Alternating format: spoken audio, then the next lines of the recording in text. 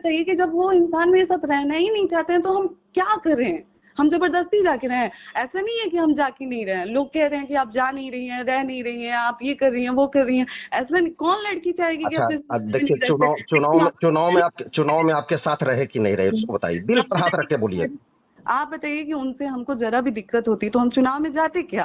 मेरे नहीं, पैर में छाला पड़ा था, मेरे पैर से चला नहीं जा रहा था, मेरी तबीयत खराब हो गई थी, मुझे उल्टी हो रही थी, फिर भी मैं लगातार धूप में घूमी हूँ। मैं घूमी नहीं, नहीं हूँ, नहीं, मैंने किया ये तो नहीं है। बहुत अच्छा अगर काम उस किए हैं, इंसान ये से मुझे तो प्यार नहीं बनाए। होता तो मैं उस इंसान के लिए इतना क्यों करती? सही बात है। मैं यही सोच के गई थी ना कि मुझे अपना रिश्ता बचाना है, एक मौका मिला है, चलो मैं पूरे बचाने का कोशिश करती हूँ, यही सोच के गई थी ना अंकल।